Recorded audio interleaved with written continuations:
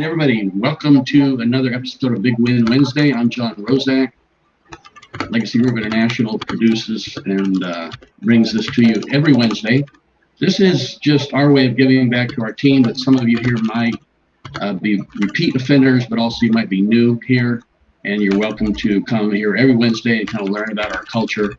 So this is really kind of open to a lot more than just our team, but it's a way we give back. We're always blessed and very fortunate to have an Icon agent on board each Wednesday. This is a multi-segment event. So segment number 1 is an Icon learning series. Segment number 2 is an explanation of the business model. And segment 3 kind of gets into revenue share a little bit for those that stick around. So we're about to do segment number 1, and we have the pleasure of having an unbelievable Icon agent to pour some knowledge into us this time around.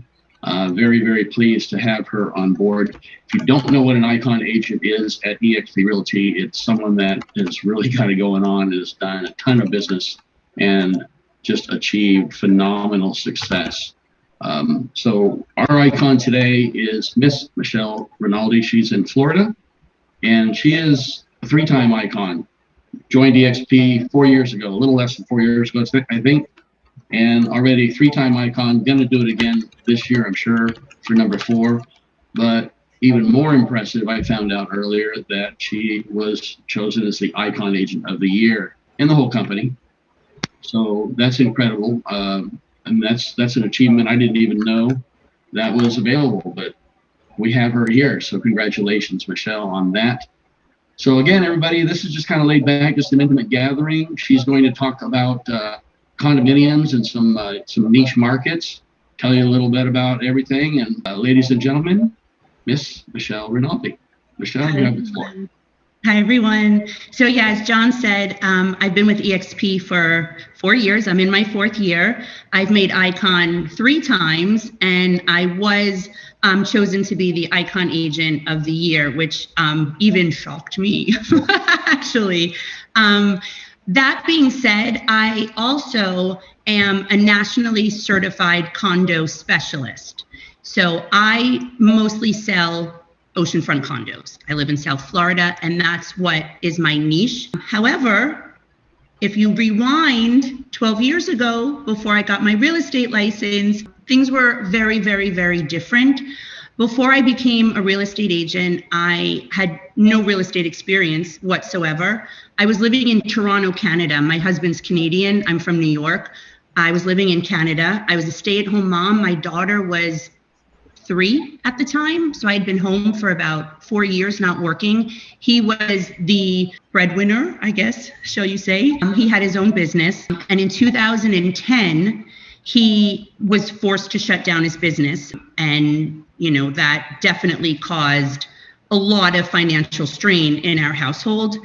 We ended up having to move in with my in-laws. I will just pause for a dramatic effect. We had to live with my in-laws. And again, I wasn't working, he wasn't working, and we needed to do something. We rented the house that we were living in, and while we were with my in-laws, I mean, I needed to make money. Like, someone had to make money, someone had to get a job. So I'm like, what can I do to make a lot of money real fast? And I'm like, well, I'm too old to be a stripper, so let's get into real estate. That's going to be the route that best serves me, a realtor. And I can't dance, so I definitely knew real estate was the way to go. And I knew in Florida, where my in-laws also had a condo on Singer Island, where we live now, you can get your real estate license in a matter of a couple of weeks. So I figured, real estate license in a couple of weeks, learn how to dance, be a stripper. Let's go to Florida. So I convinced my husband to leave Canada and move to South Florida with my daughter and give me 1 year. I'm like, just give me 1 year to try to make a life. And I figured, with the alternative being move back to Canada and move back in with my mother-in-law, bless her heart, like, she took in my circus, but I was not going back there. I was going to make this work, and I had 12 months to do it. So we ended up, my daughter, she finished, as soon as she finished preschool, we picked her up from preschool and we said, baby girl, we're going on vacation. I mean, 12 years later, she still thinks she's on vacation because we never told her we officially moved. But I said, let's do it. We had one car and everything that we could cram in the back seat of the car, we just drove to South Florida. I had already mapped out my plan, literally on a sheet of loose leaf paper and a pen. I wrote the steps to become a successful real estate agent. Step 1, get your real estate license. So I enrolled in real estate school. Literally, I started real estate school the day after we arrived in South Florida. Like, I was on a mission. We get down here, you know, I go to real estate school and I'm thinking, okay, as soon as I get my license, people are just gonna let me sell them houses. Yeah, that's gonna be so easy. No, it's not. So we're down here. I have no sphere of influence. I really don't even know the area. I mean, I'd only vacationed here, a week here and a week there. We have one car between us. I have no credit in the United States because we were living in Toronto for the last 8 years. So I quickly found out that having no credit is worse than having bad credit. No one would give me a cell phone unless I put down a deposit. And I'm like, I couldn't get a credit card. Again, I had one car between me and my husband. So it made things very, very challenging. The money we were getting from renting our house was pretty much all the money we had to live on in South Florida. So maybe after the mortgage, the expenses, the taxes, we had like $500. And that was like food, thank goodness. Obviously, we had a place to stay, but we really struggled. You know, I didn't have marketing money. I didn't know anything about real estate. And I kind of think back now where I just assumed I have my real estate license, you know, friends and family or anyone that knows someone who knows me will let me sell them a house or list their house, which is so ridiculous because it's probably people's biggest asset. It's almost like if your high school friend became a doctor, do you really want to be their first surgery? No. Well, it's the same with real estate agents. It makes no sense. So I needed to build up some kind of credibility. And that for me was a struggle because I think the little sparkle in my eyes got quickly knocked out. I got my first, I was very selective with the first brokerage that I actually chose. I wanted to be with a brokerage that, you know, taught me what to do and showed me. I couldn't read a contract. You know, I didn't know what addendums went with what addendums. I didn't know how to open up a super lockbox. I didn't, you know, there was so much, I couldn't do comps. I would cry not understanding how to do comps, you know, not realizing that it's kind of speculative. You know, you don't need to comp to the dollar, you know, you just bought, you know what I mean? Like, I'm like, no, but how much is a pool worth? 50,000, you know, when you're doing all that back and forth. Oh, it's got a den. What is a den worth? And the square footage. And like, I was just so lost. Like, I was so on the struggle bus when I first started in real estate.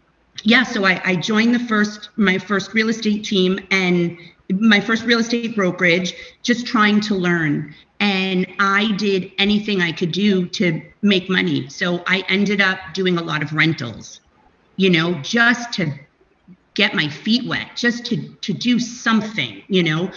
So I was doing rentals. But guess how I was getting to the brokerage every day and to the rentals? My husband had to drive me because I had no car. So he's dropping me off around the corner because I didn't want people to know what kind of realtor doesn't have a car. And I forgot my cell phone at home. What? Well, I didn't have a cell phone, you know, like I just didn't have these things yet, you know, so I just pretended like, no, it's good. You know, you drive, I'm the worst driver. You drive, you know what I mean? Like, oh, no, don't call me, you know, mail me a letter, you know? So, I mean, I really just tried to learn as much as I could and do as much as I possibly could to learn and build myself up. And, I would see maybe, oh, my husband's friend, they just bought a condo. Well, why didn't they call me? Well, the same reason, my husband's friend doesn't want to have surgery by the brand new doctor. So it was a struggle, and it took some time. I had no desire to be a condo specialist. I just wanted to sell homes. I would have sold anything. But I just so happened to fall into this niche. I had switched brokerages a couple of times, and the second one that I had went to, they gave out the leads, right? So it was a 50-50 split, and they gave me leads. But it was the best learning experience because I got to kind of like fail forward, get on the phone, be comfortable. You have to be comfortable on the phone. You have to be comfortable talking to people. You have to know what questions to ask. You can't just, randomly say, yeah, sure, I'll show you that house. Like, no, you can't just show someone a house and then leave. You have to know what they're looking for, because the chances are the house they're asking to see isn't the one that they're going to buy. But that was all, I had to learn all of that on my own. So after I was there, they said, hey, you know what, Michelle, you live in a condo. I want you to work with this agent because they are the #1 top producer in your area. And I was like, oh, selling condos? Okay. So I ended up starting to work with this agent who, he's still around, all these years later. And I learned so much from just listening and absorbing everything I possibly could. However, there wasn't a lot of just transparency and openness. He wasn't going to help me become the best condo, realtor, because that's what he is. So that was kind of a struggle because I didn't understand, well, why don't you tell me, your listing presentation? I remember one time I said to him, I said, oh, can I come with you on your listing presentation? And the response was no. It might make the sellers uncomfortable to have 2 people there. What? Okay. But I didn't really fully understand that at the time. After I was there for a couple of years, I decided that it was time for me to go. And then I ended up joining a 100% brokerage. So I did that for a while. And that's when there was a pivotal turning point in my career, because I had made contacts. I had been around. People started to recognize me. When I first started out, my farm area is very tight knit. So when I would just call and say, hey, can I show your listing tomorrow at 11? They would be like, who are you? No, I'm busy. I'm not around. Like, I couldn't even show other people's listings because it was so tight, and I was like the new person on the block. But after I brought a couple buyers to a couple of other people's listings, I started to gain momentum, and then people remembered my name. Then I went in and out of the condos. People remembered me. I went and made it a point to know everyone that worked in the building: maintenance, housekeeping, property managers, people in the office, so meeting them, they're like, this person is so nice. We like her. They want to work with nice people because all they hear is people complaining. This person gives me a complete HOA application that's legible with all the attachments that we need. So we like her, and then I started to build off of that. And then I got to a point where I said, I need more than this 100% brokerage.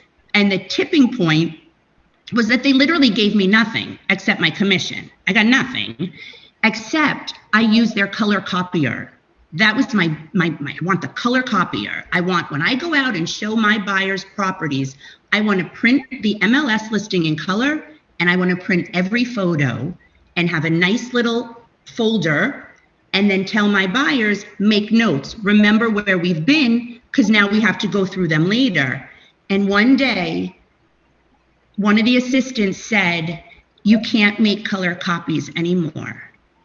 And I was like, I'm out. That was it. That was it. It was like when Ike Turner got blood on Tina Turner's Chanel suit. It was like, that's what made you leave? That's what made me leave. No more color copies. And I was like, I'm done. So then I moved to more of like a luxury brokerage. And they said, well, we'll give you marketing dollars. And, but your commission isn't going to be 100%, but we're going to put, your listings in newspapers, and then we're going to do this, and we're going to do that, and we're going to send out mailers. I said, okay, fabulous. I was there 3 months when I heard about EXP. And I was like, what? I get the chills just thinking back. 3 months. I just made this big move. I've got this marketing campaign. And I hear about EXP, and I mean, this is bad. I was like the 6,000th agent to join EXP, and I'm one of those like fear of missing out people. Like I'll be in bed, and if there's a party, I'm like, all right, let me just go. I'm like, I want in on like the next best thing. And I remember hearing about it and thinking, this is something different. I felt so discouraged that every other brokerage that I had looked at was more of the same with a different logo, but it was all the same. There was nothing new about it. I was just going to sell properties, take my commission, sell properties, take my commission. And when I heard about EXP, I was just blown away. I actually joined. I had a migraine for 48 hours because of the stress of having to tell my broker I was leaving and then, joining. And a lot of agents I talk to about EXP, they're like, we just got business cards. We don't want to move. I'm like, what? I'll give you free business cards. What are you talking about, business cards? Like, I don't understand, but I had just got my business cards. I just had my marketing all, mapped out. But I'm like, you know what? If I don't take advantage of this opportunity now, I feel that I'm going to miss out on the most amazing opportunity of my career. And if EXP doesn't live up to everything I believe it will, those other brokerages aren't going anywhere.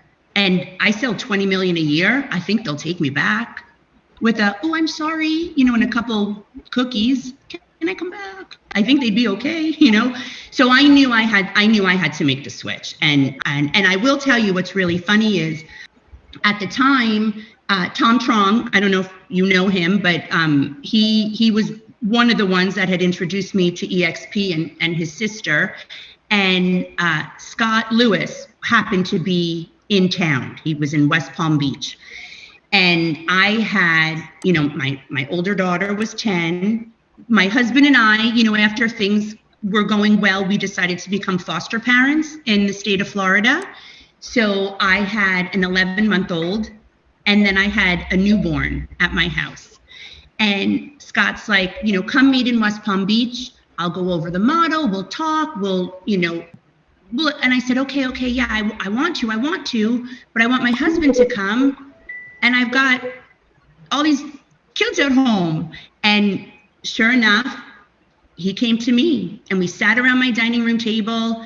I listened to the model, explained it, and I literally was ready to go at that moment. And I still didn't even know all the amazing things about EXP. And I don't want to, obviously I'm with the company, but I will tell you the one thing about me is I'm happy, but if somebody showed me something better, I would go.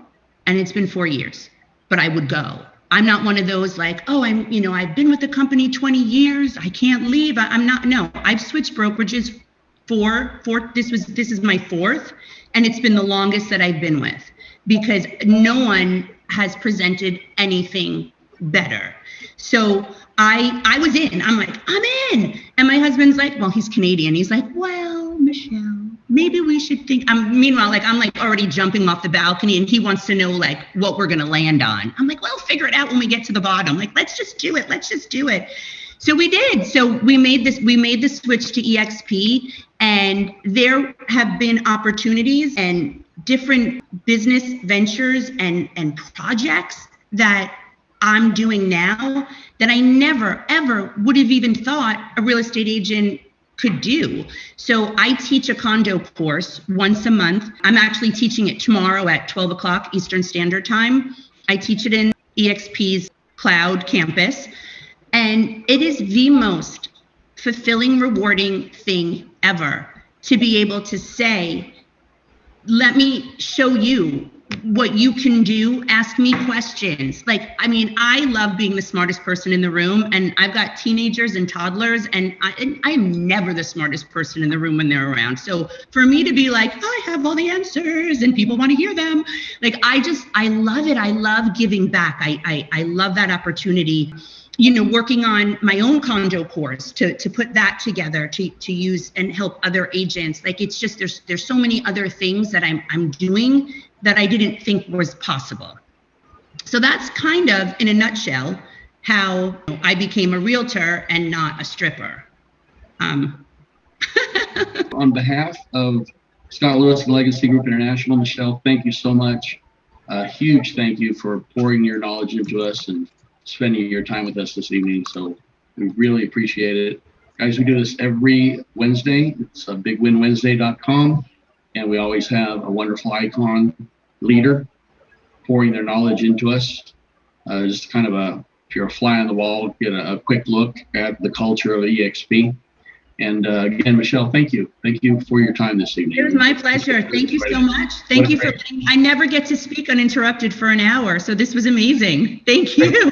Yeah, great presentation. Love the personality.